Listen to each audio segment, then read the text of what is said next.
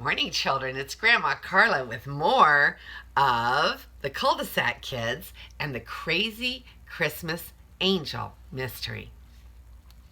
Eric watched the old man go inside. He wanted to ask where his family was, but it was time to deliver papers.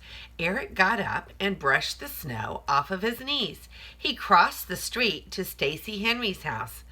A light was on in the kitchen. Stacy's mother was probably getting her crock pot ready. She worked long hours.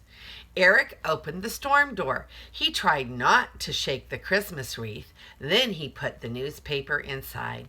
Abby Hunter's house next door was dark except for Christmas lights.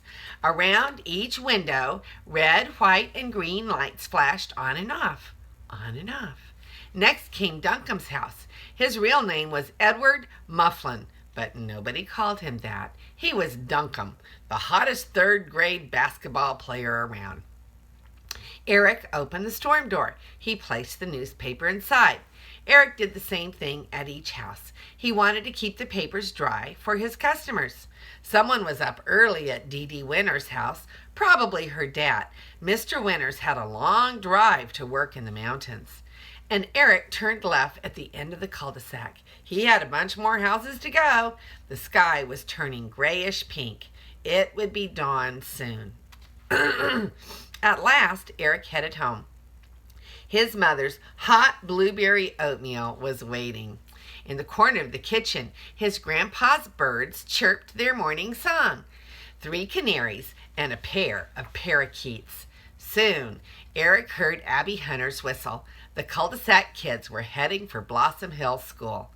Eric's mother hugged him, and then he pulled on his boots, jacket, scarf, and again he was off. He dashed out the front door, letting it slam. Across the street, Abby and her new Korean brothers, Sean and Jimmy, packed clumps of snow into balls. Stacy Henry hid behind her snowman. She laughed as the snowballs flew at her.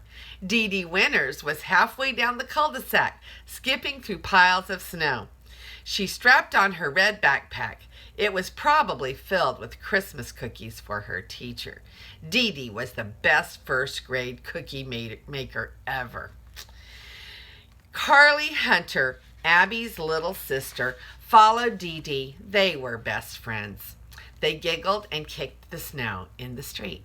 Duncan and Jason Birchall raced and slid. They zoomed up and down Duncan's driveway. After school, they would go sledding down Blossom Hill. Mean and steep, 3 blocks away. Eric, too. Eric hurried to catch up.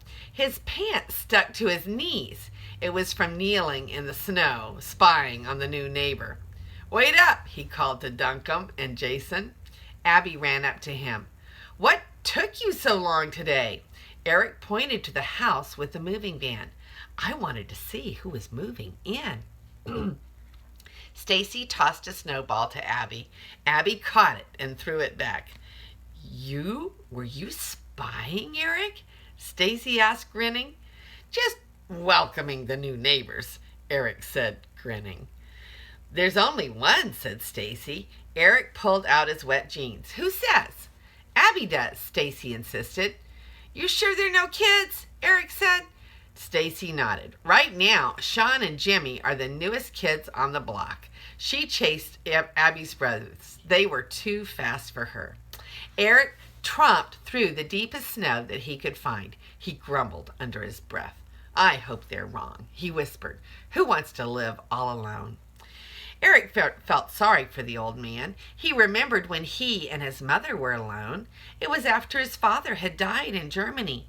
Then his mother invited Grandpa to live with them. That's when they came to America. That was 2 years ago, when Eric was in the 1st grade. Eric turned around and looked down the cul-de-sac. Just as he did, the man with the pointy chin stood in the window of his house. He was leaning on his cane. He seemed to be looking right at Eric. Eric froze in place. The man was looking at him. Eric shivered. His stomach flip-flopped. Then the curtains closed.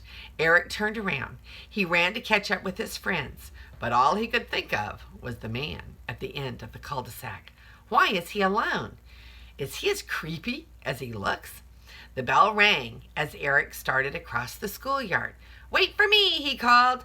"Hurry up," shouted Duncan. "We'll be late." The school bell rang. Eric slid down the sidewalk and hurried into the school. This is Grandma Carla, and I love you.